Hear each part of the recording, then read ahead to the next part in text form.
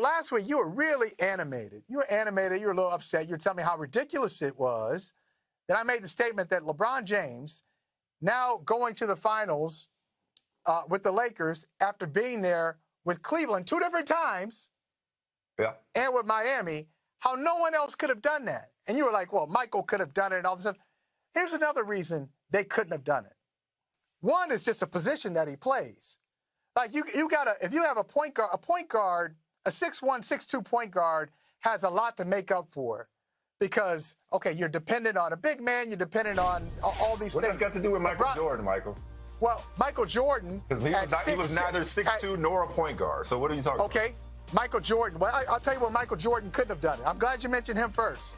Because the one guy who could have is probably Magic, because he's able to check a lot of boxes, just like LeBron. But I'll tell you why Michael couldn't have done it. Part of the reason LeBron is able to do it, everybody criticizes him for joining up with other players, right? LeBron is almost like an NBA executive and a player. He's like a player-coach executive. So he looks at a situation and he says, okay, I'd be good here. If I go here, I need to bring in Kevin Love. I need to bring in this shooter to help me spread the floor, all that stuff. Yeah. Michael Jordan, we should have known this. And he got so many people in the media kissing his butt that nobody says it, but I will. Okay? Oh, stop it. But I will. No, I will. Nobody says it, but I will. Okay. Yeah, well, it's true.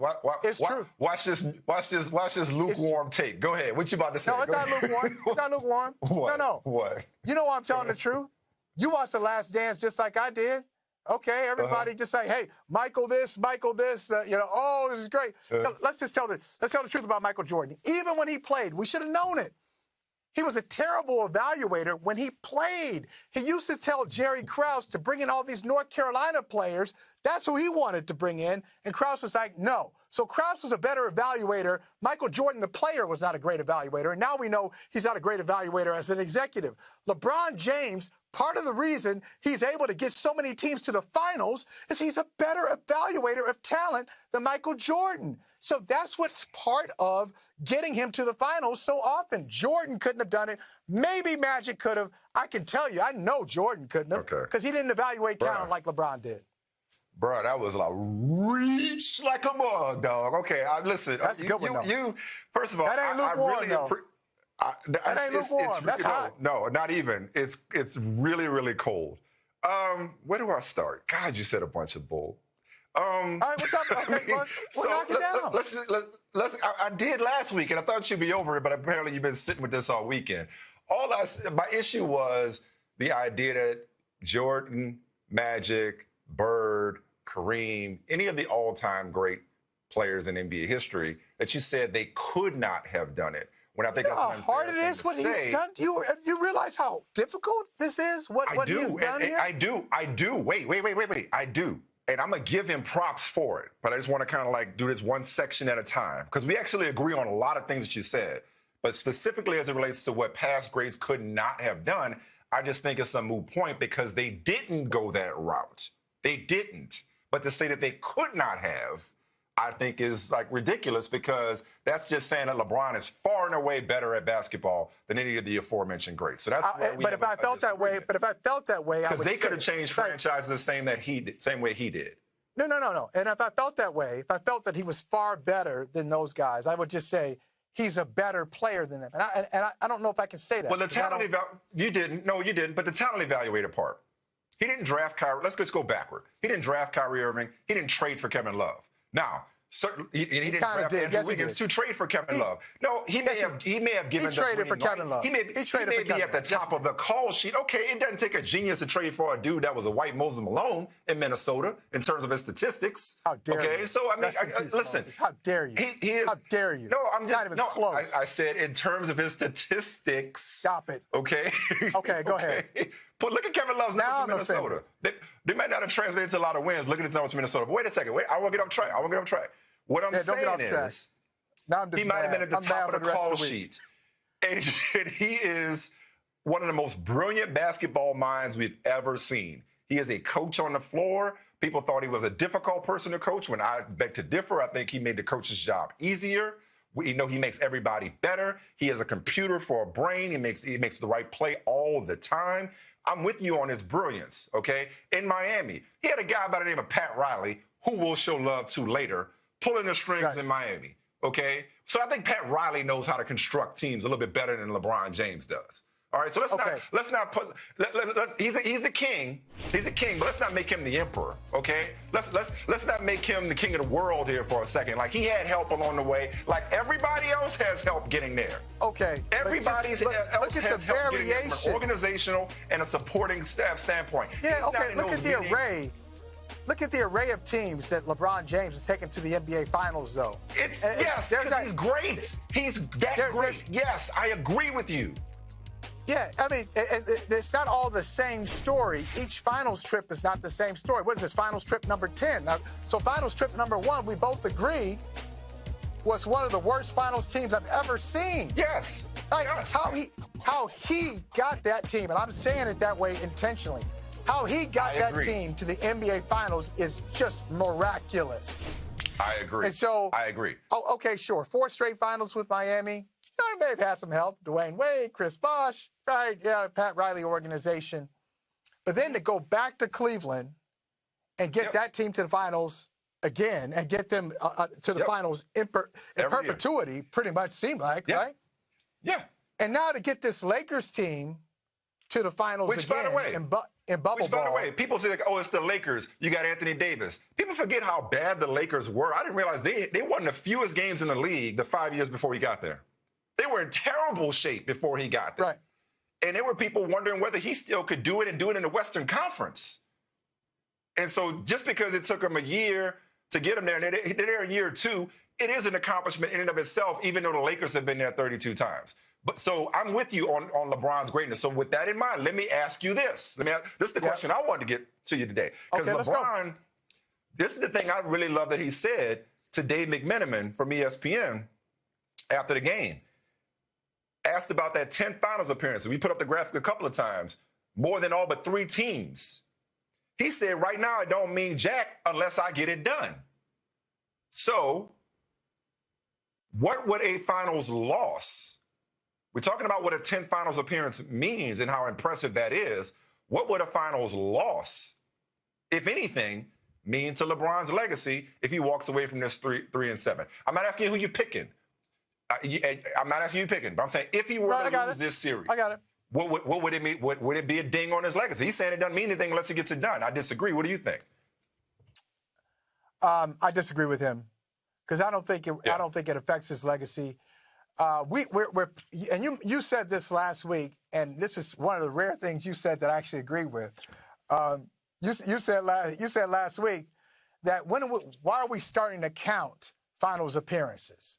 Why are we counting this? Why are we keeping finals records?